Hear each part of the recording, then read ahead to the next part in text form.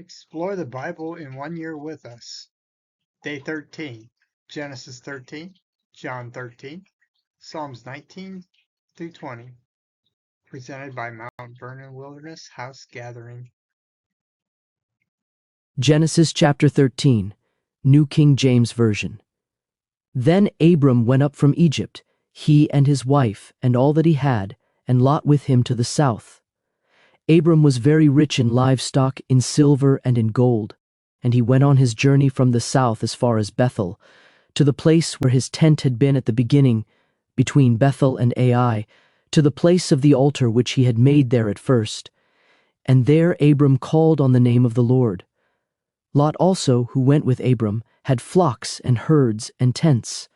Now the land was not able to support them, that they might dwell together, for their possessions were so great that they could not dwell together.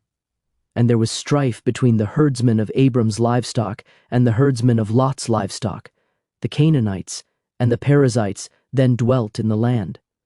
So Abram said to Lot, "Please let there be no strife between you and me, and between my herdsmen and your herdsmen, for we are brethren. Is not the whole land before you? Please separate from me.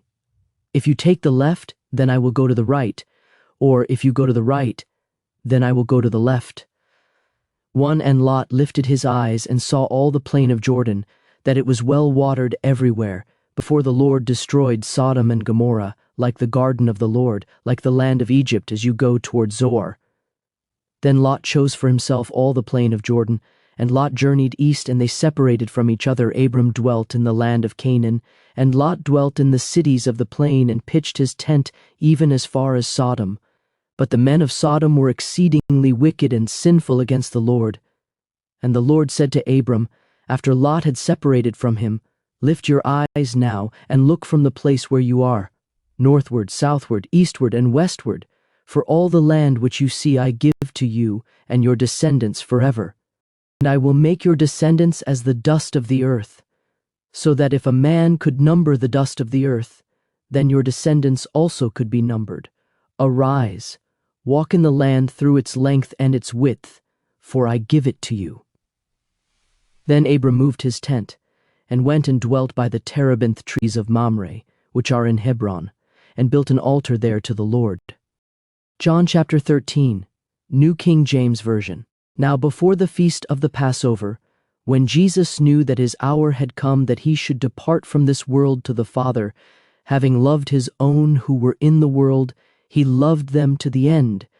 And supper being ended, the devil having already put it into the heart of Judas Iscariot, Simon's son, to betray him, Jesus, knowing that the Father had given all things into his hands, and that he had come from God and was going to God, rose from supper and laid aside his garments, took a towel and girded himself.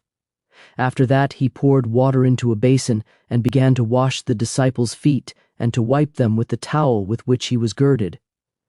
Then he came to Simon Peter, and Peter said to him, "Lord, are you washing my feet?" Jesus answered and said to him, "What I am doing you do not understand now, but you will know after this." Peter said to him, "You shall never wash my feet." Jesus answered him, "If I do not wash you, you have no part with me." Simon Peter said to him, "Lord, not my feet only, but also my hands and my head."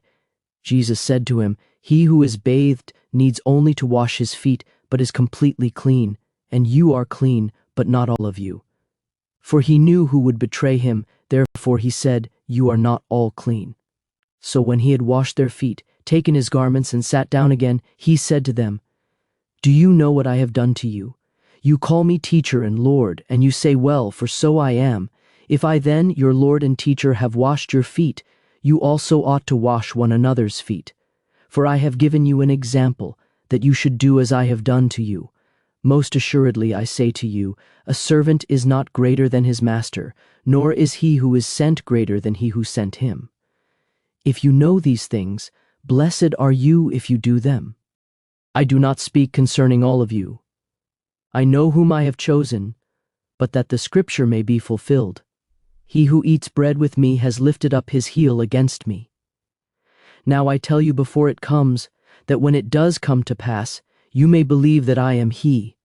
Most assuredly I say to you, he who receives whomever I send receives me, and he who receives me receives him who sent me." When Jesus had said these things, he was troubled in spirit, and testified and said, "Most assuredly, I say to you, one of you will betray me." Then the disciples looked at one another, perplexed about whom he spoke. Now there was leaning on Jesus' bosom one of his disciples, whom Jesus loved. Simon Peter therefore motioned to him to ask who it was of whom he spoke. Then leaning back on Jesus' breast, he said to him, "Lord, who is it?" Jesus answered, "It is he to whom I shall give a piece of bread when I have dipped it." And having dipped the bread, he gave it to Judas Iscariot, the son of Simon. Now after the piece of bread, Satan entered him. Then Jesus said to him, "What you do, do quickly." But no one at the table knew for what reason he said this to him. For some thought, because Judas had the money box, that Jesus had said to him, "Buy those things we need for the feast," or that he should give something to the poor. Having received the piece of bread, he then went out immediately, and it was night. So when he had gone out, Jesus said, "Now the Son of Man is glorified, and God is glorified in him. If God is glorified in him, God will also glorify him in himself, and glorify him immediately. Little children, I shall be with you a little while longer. You will seek me. And as I said to the Jews, where I am going you cannot come. So now I say to you, a new commandment I give to you, that you love one another as I have loved you, that you also love one another. By this all will know that you are my disciples, if you have love for one another." Jesus predicts Peter's denial. Simon Peter said to him, "Lord, where are you going?" Jesus answered him, "Where I am going. You cannot follow me now, but you shall follow me afterward." Peter said to him, "Lord, why can I not follow you now? I will lay down my life for your sake." Jesus answered him, "Will you lay down your life for my sake? Most assuredly I say to you, the rooster shall not crow till you have denied me 3 times. Psalm 19, New King James Version. The heavens declare the glory of God, and the firmament shows his handiwork. Day unto day utters speech, and night unto night reveals knowledge. There is no speech, nor language, where their voice is not heard. Their line has gone out through all the earth, and their words to the end of the world. In them he has set a tabernacle for the sun, which is like a bridegroom coming out of his chamber, and rejoices like a strong man to run its race. Its rising is from one end of heaven, and its circuit to the other end, and there is nothing hidden from its heat. The law of the Lord is perfect, converting the soul. The testimony of the Lord is sure, making wise the simple. The statutes of the Lord are right, rejoicing the heart. The commandment of the Lord is pure, enlightening the eyes. The fear of the Lord is clean, enduring forever. The judgments of the Lord are true and righteous altogether. More to be desired are they than gold, yea, than much fine gold, sweeter also than honey and the honeycomb. Moreover, by them your servant is warned, and in keeping them there is great reward. Who can understand his errors? Cleanse me from secret faults. Keep back your servant also from presumptuous sins. Let them not have dominion over me. Then I shall be blameless, and I shall be innocent of great transgression. Let the words of my mouth and the meditation of my heart be acceptable in your sight, O Lord, my strength and my Redeemer. Psalms chapter 20, New King James Version. May the Lord answer you in the day of trouble. May the name of the God of Jacob defend you. May he send you help from the sanctuary and strengthen you out of Zion. May he remember all your offerings and accept your burnt sacrifice. Selah. May he grant you according to your heart's desire and fulfill all your purpose.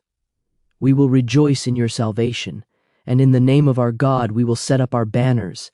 May the Lord fulfill all your petitions. Now I know that the Lord saves his anointed.